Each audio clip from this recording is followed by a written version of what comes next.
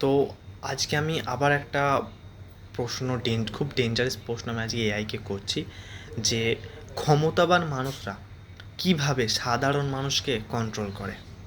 আমি এই প্রশ্নটা এআইকে করেছি আর এআই আমাকে দেখো আনসার দিয়েছে। এবার এই আনসারটা আমি পড়ে শোনাচ্ছি, দেখো। আমরা চলো জেনে নিই যে ক্ষমতাবান মানুষরা কিভাবে সাধারণ মানুষকে কন্ট্রোল করে। দেখি কি এআই আনসার দিয়েছে। ওকে, তো একদম রিল্যাক্সে বসে ফোকাসড হয়ে ভিডিওটা দেখো, ঠিক আছে? আমরা বোঝার চেষ্টা করব যে কিভাবে ক্ষমতাবান মানুষরা সাধারণ মানুষকে কন্ট্রোল করে। ঠিক আছে, চলো তাহলে দেখি কি আনসার দিয়েছে। বলছে কি, প্রথমে আমাকে বলছে এটি কোনো সাধারণ প্রশ্ন নয়, বরং এক অদৃশ্য যুদ্ধের ব্লু প্রিন্ট। ঠিক আছে, একটা অদৃশ্য যুদ্ধের ব্লু প্রিন্ট পুরো। আমরা ভাবি আমরা স্বাধীন, কিন্তু সত্যিটা হলো আমাদের মগজের দখল অন্য কারোর হাতে। ঠিক আছে, আমরা ভাবি নিজেদেরকে যে আমরা স্বাধীন, কিন্তু সত্যি কথা হলো কি আমাদের মগজের দখল অন্য কারোর হাতে। কেমন, সব পুরো ডিটেলে আজকে আমরা জানবো। ওকে, কী বলছে, একজন সাইকোলজি এবং স্টোরি টেলিং এক্সপার্ট হিসেবে আমি পর্দার পেছনের সেই অন্ধকার খেলাটি ধাপে ধাপে বুঝিয়ে বলছি। ভিডিও স্ক্রিপ্টের মতো এই গভীর সত্যিগুলো অনুভবে চেষ্টা করুন। আমাকে বলছে আর কি, ও মানে এআই আমাকে পুরো স্টোরি টেলিং আর সাইকোলজিভাবে পুরো ভালোভাবে বলবে, তো বোঝার চেষ্টা করতে হবে। চলো তাহলে আমরা বোঝার চেষ্টা করি, দেখি কি বলছে। দখল আপনার শরীরের নয়, আপনার মনোযোগের। ওকে, প্রথম মানে আপনার মনোযোগের দখল, শরীরের দখল নয়, মনোযোগের দখল। কি বলছে, আপনি কি এখনও ভেবে দেখেছেন ফেসবুক বা ইনস্টাগ্রামে স্ক্রল করতে করতে কেন ঘন্টার পর ঘন্টা কেটে যায়? কেন কোনো বিশেষ ব্র্যান্ড বা নেতার কথা শুনলেই আপনার রক্ত গরম হয়ে ওঠে? ক্ষমতাবানরা জানে আপনার শরীরকে বন্দি করার চেয়ে আপনার অ্যাটেনশন বা মনোযোগকে বন্দি করা অনেক বেশি লাভজনক। আজকের দুনিয়ায় সবচেয়ে দামি কারেন্সি হলো আপনার সময়। এটা ঠিক, আজকের দুনিয়ায় মানুষের টাইম হচ্ছে সব থেকে দামি কারেন্সি। কারেন্সি মানে কি, যত টাকা আছে, ডলার, টাকা, রিয়েল, ঠিক আছে, নানান দেশে নানান টাকা, তার মধ্যে সব থেকে কারেন্সির মধ্যে দামি হচ্ছে মানুষের সময়। আজকে কন্টেন্ট ক্রিয়েশন করছে মানুষ, তার ভিডিও দেখলে তবেই সে অনেক টাকা পাচ্ছে। মানুষ যদি সেই সময়টা তাকে না দেয় তবে কিছু চলবে না। ঠিক আছে, তো মানুষের টাইমই হচ্ছে সব থেকে দামি কারেন্সি। ওকে, এটাই ঠিক। তারপর কি বলছে, লোনলিনেস বা একাকিত্বের ফাঁদ। কি বলছে, মানুষ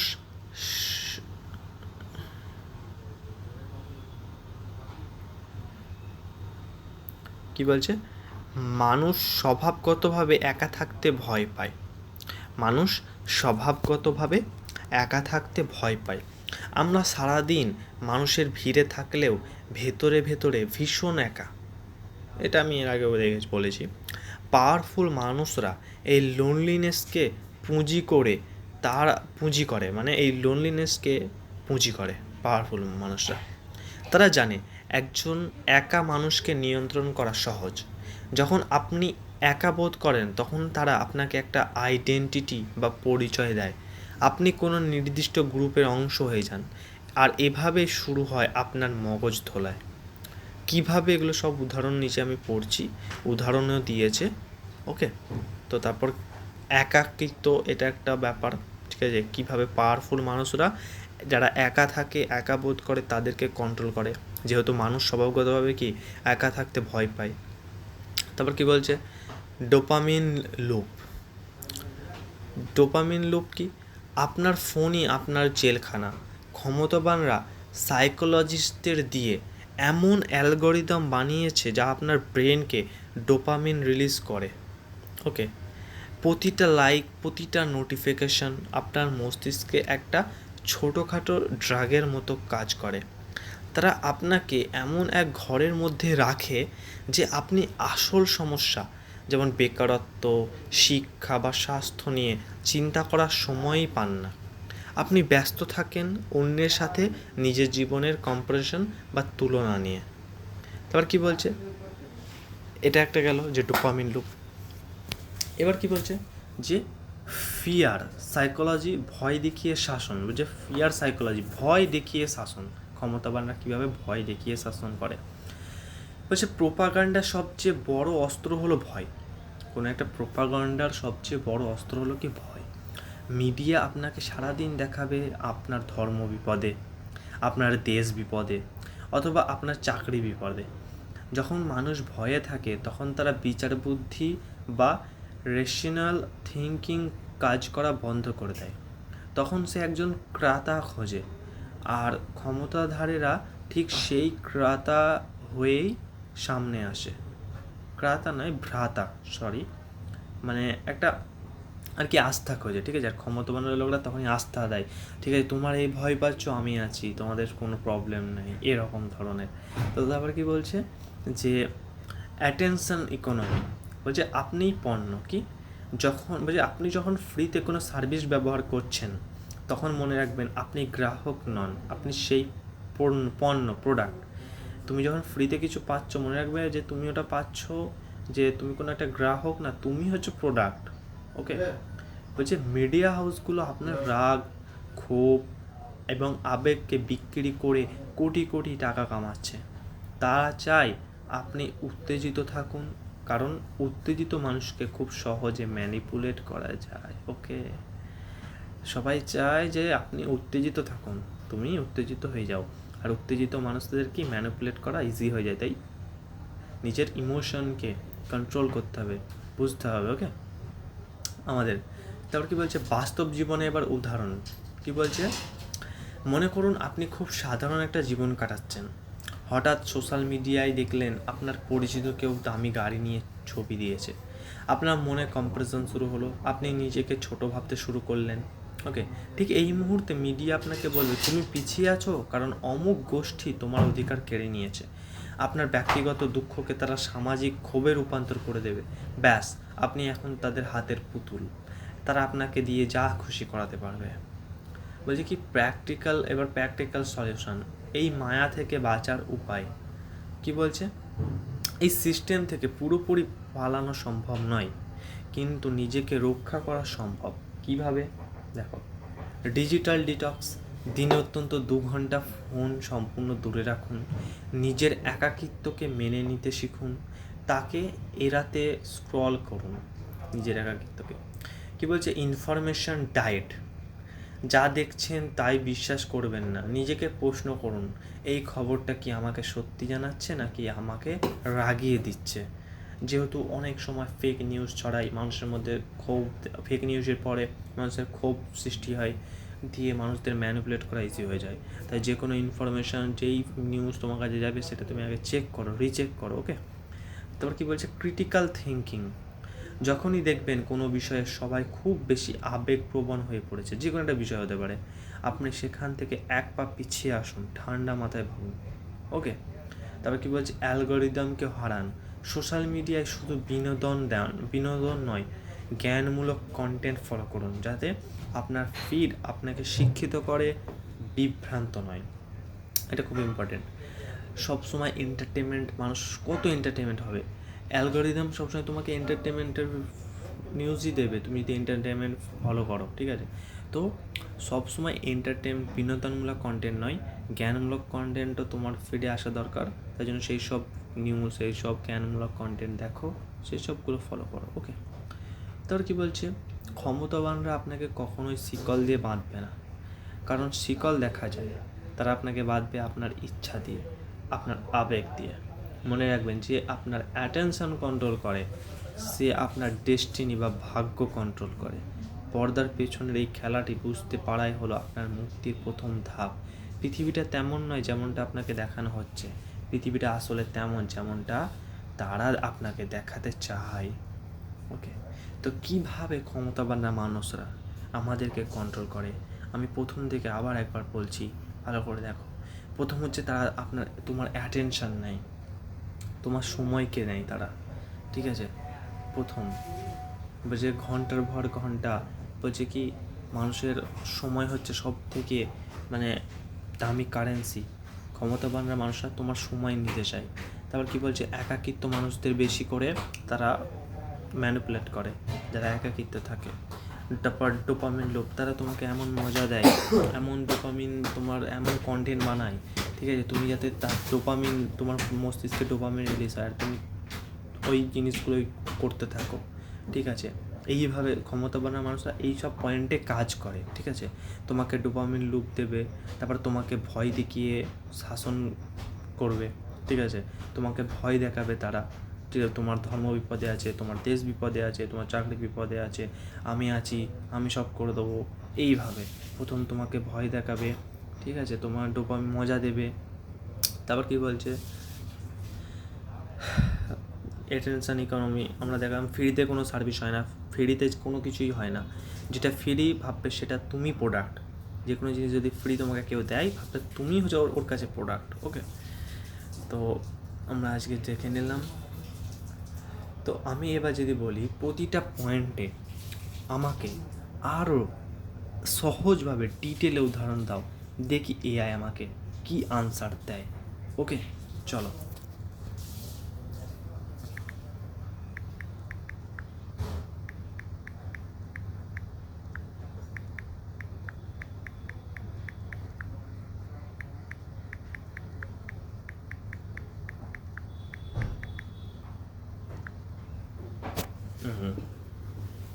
দেখো কি আনসার দেয় আমাকে এআই।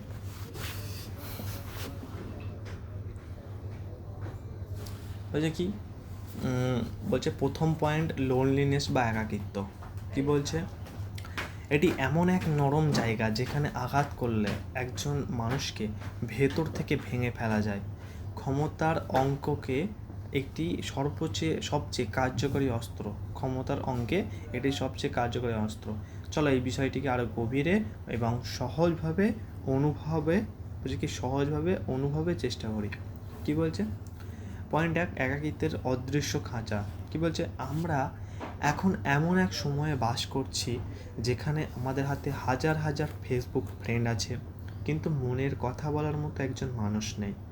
ক্ষমতার কারবারিরা আমাদের এই একাকিত্বকে খুব কাছ থেকে লক্ষ্য করে। কিভাবে তারা আপনার একাকিত্বকে ব্যবহার করে, দেখো, শূন্যস্থান পূরণ করে। বলছে যখন একজন মানুষ একা থাকে সে মানসিকভাবে খুব দুর্বল হয়ে পড়ে। সে চায় যে কেউ তাকে বুঝুক, কেউ তাকে গুরুত্ব দিক। পাওয়ারফুল মানুষরা বা বড় বড় অর্গানাইজেশন ঠিক এই সুযোগটাই নেয়। তারা আপনাকে এমন এক গল্প শোনায় যেখানে আপনি নিজেকে হিরো মনে করেন। তারা আপনাকে বলে, তুমি একা নও, আমরা আছি তোমার সাথে। এই মিথ্যা আপন হওয়ার মাধ্যমে তারা আপনার বিশ্বাসের দখল নেয় প্রথম, ঠিক আছে। যে তারা বলে যে আমরা আছি তোমার সাথে, তুমি একা নও, মানে একা মানুষদের কন্ট্রোল করা আরও সহজ, ঠিক আছে। তো এটা বোঝাচ্ছে। তারপর আইডেন্টিটির পরিচয় টোপ। কেমন, দেখো বলছে কি, আপনি খেয়াল করবেন যারা উগ্র চিন্তাভাবনা ছড়ায় বা মানুষকে কন্ট্রোল করে, তারা সব সময় একটা আমরা বনাম ওরা বলে, আমরা বনাম ওরা খেলা করে। বলছে যখন আপনি একা এবং দিশেহারা তখন তারা আপনাকে একটা পরিচয় দেয়, যেমন তুমি অমুক দলের সৈনিক বা তুমি অমুক ধর্মের রক্ষক। কি বলছে, আমরা কোথায় বললাম, হ্যাঁ, যে আমরা বনাম ওরা করে। বলছি কি, তুমি অমুক ধর্মের রক্ষক, হ্যাঁ, আমি অমুক দলের সৈনিক। যে হঠাৎ করে আপনার মনে হয়, আরে আমি তো আর সাধারণ কেউ নই, আমি তো অনেক বড় একটা লড়াইয়ের অংশ। এই যে একটা সেন্স অফ বিলঙ্গিং বা দলের অংশ হওয়ার অনুভূতি, এটি আপনার একাকিত্বকে সাময়িকভাবে ভুলিয়ে দেয়। তুমি তখন একাকিত্ব ফিল করো না, তুমি ভাবো আমি একটা দলের অংশ।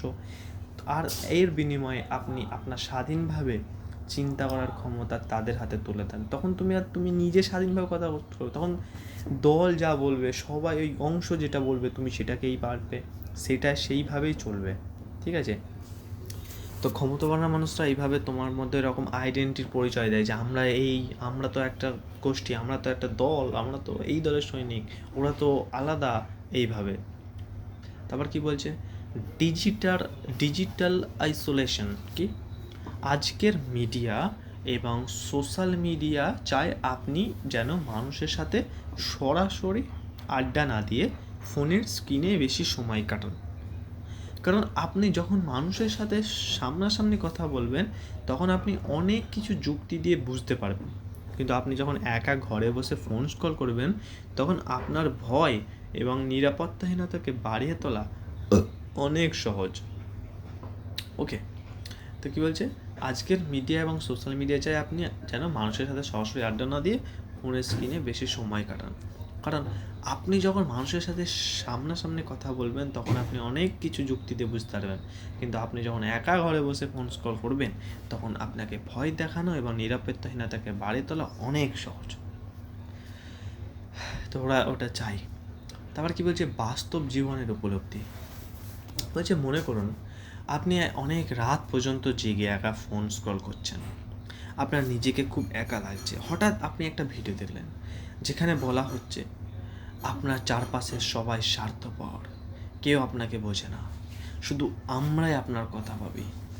আপনার অবচেতন মন সাথে সাথে সেই ভিডিওর মেসেজটাকে আপন করে নেবে, কারণ সেই মুহূর্তে আপনার লোনলিনেস বা একাকিত্ব এবং এমন একটা আশ্রয় খুঁজছিল।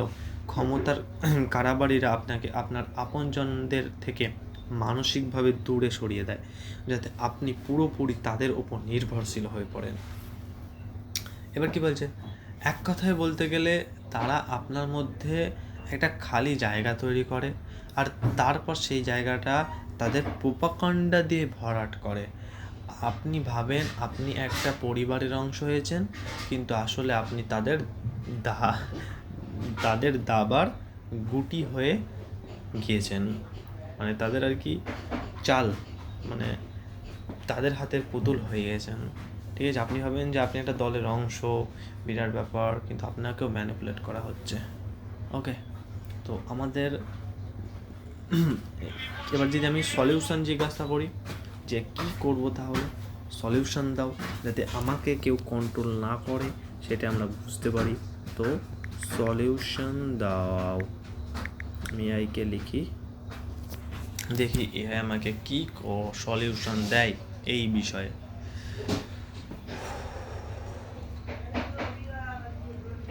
বলছে এই মায়া ছিঁড়ে বেরিয়ে আসার জন্য আমি তোমাকে 3টি প্র্যাকটিক্যাল স্টেপ দিচ্ছি যা তোমার চিন্তাধারাকে বদলে দেবে। কি step 1, push notification. Push notification নয়, বলছে কি পুশ নোটিফিকেশান নয়, পুল ইনফরমেশন। পুশ নোটিফিকেশান নয়, পুল ইনফরমেশন। কি বলছে, ক্ষমতাবানরা চায় তারা যা দেবে আপনি যেন সেটাই দেখেন। আপনার ফোনের প্রতিটা নোটিফিকেশান আসলে আপনাকে তাদের ইশারা অনুযায়ী নাচানোর একটা রিমোট কন্ট্রোল। কী বলছে সমাধান, ফোনের অপ্রয়োজনীয় সব নোটিফিকেশান বন্ধ করে দিন। বলছে কি ফোনের অপ্রয়োজনীয় সব নোটিফিকেশান বন্ধ করে দিন। খবর বা তথ্য নিজে গিয়ে খুঁজুন, ফোন যেন আপনাকে জোর করে কিছু না দেখায়। মানে কোনো একটা নোটিফিকেশান আসলো, তারপর তুমি খবরটা দেখলে বা তুমি ওই ভিডিওটা দেখতে গেলে, ওরম নাই, তুমি নিজে থেকে তুমি কোনো কিছু সার্চ করে দেখো। ওকে, তারপর কি বলছে, অনুভূতি। মনে রাখবেন আপনি যখন নোটিফিকেশান দেখে ফোন তোলেন তখন ফোন আপনাকে চালাচ্ছে, আর যখন আপনি প্রয়োজনে মনে করে ফোন তোলেন তখন আপনি ফোনকে চালাচ্ছেন। এই ছোট্ট পার্থক্যটাই আপনাকে পণ্য থেকে মানুষ করে তুলবে। তো কোনো নোটিফিকেশান আসলো, ওই ভিডিওটা দেখলাম, আবার কোনো নোটিফিকেশান আসবে, আবার ভিডিও দেখতে যাবো, এইভাবে নেই। আমাদের নিজেরা আমরা কোনো একটা জিনিস সার্চ করব, কোনো একটা বিষয় জানতে চাই, তবে ফোন দেখব, এইভাবে তবে আমরা ফোনটাকে কন্ট্রোল করছি, নাহলে ফোন আমাদের কন্ট্রোল করবে। আর ফোন কন্ট্রোল করা মানে ক্ষমতাবান মানুষটাই তোমাকে কন্ট্রোল করছে। তারপর কি বলছে, একাকিত্বকে একান্ত সময় বা সলিটিউডে রূপান্তর করুন। মানে একাকিত্ব নয়, একান্ত করো। কীভাবে দেখো, বলছে লোনলিনেস বা একাকিত্ব তখনই ভয়ের কারণ হয় যখন আপনি নিজের সাথে থাকতে ভয় পান। ক্ষমতার কারাবারীরা চায় আপনি নিজেকে নিয়ে চিন্তা করার সময় না পান। সমাধান, দিনে অত্যন্ত 30 মিনিট ফোন, ইন্টারনেট এবং মানুষ থেকে দূরে একদম একা বসুন। কোনো কাজ করবেন না, শুধু নিজের চিন্তাগুলোকে খেয়াল করুন। উপলব্ধি, আপনি যখন নিজের চিন্তার সাথে পরিচিত হয়ে যাবেন, তখন বাইরের কেউ আপনাকে ভুল বুঝিয়ে বা ইমোশনাল টোপ দিয়ে সহজে কোনো দলে টানতে পারবে না। যে মানুষ নিজের সাথে থাকতে জানে তাকে নিয়ন্ত্রণ করা অসম্ভব। বড় বড় রাজা, ক্ষমতাবান মানুষরা, তারা তো একাই থাকে শেষমেশ, কিন্তু নিজের সাথে ওরা থাকে, ঠিক আছে? তো যে মানুষ নিজের সাথে থাকে, থাকতে জানে, তাকে নিয়ন্ত্রণ করা অসম্ভব। ওকে, তারপর কি বলছে দেখো, স্টেপ 3, অ্যালগোরিদমকে বিভ্রান্ত করুন।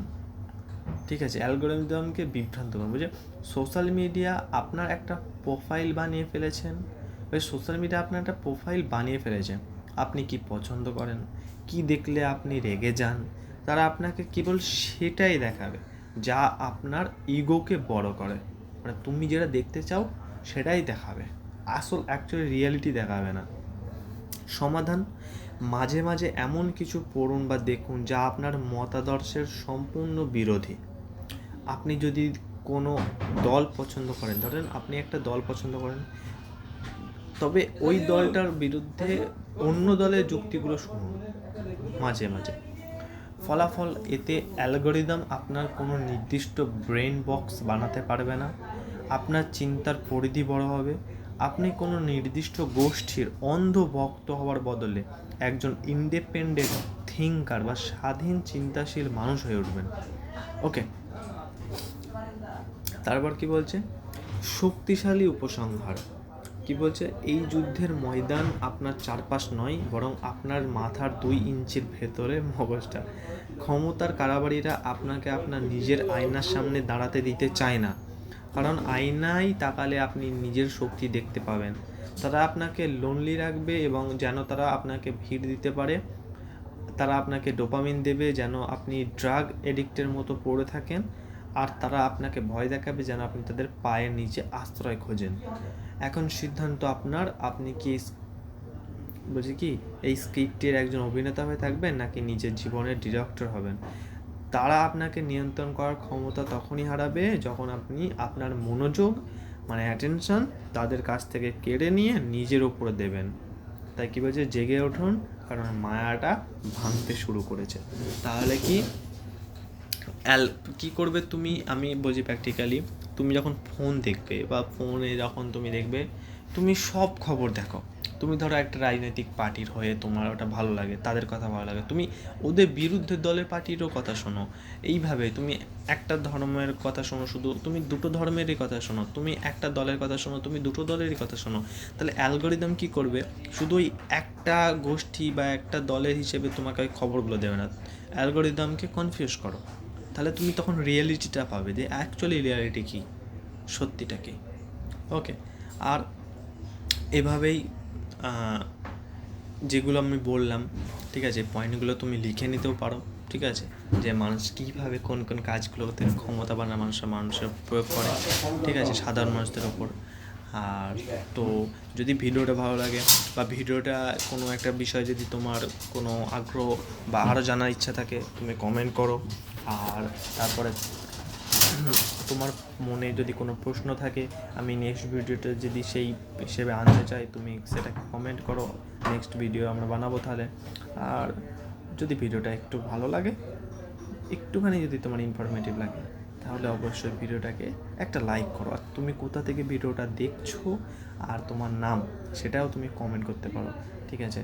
তাহলে আমরা বুঝতে পারবো যে আমার ভিডিওটা কত দূর পৌঁছেছে। হ্যাঁ, আর কেমন ভিডিওটা লাগলো সেটা একবার জেনে বলো। ওকে, তো বাই।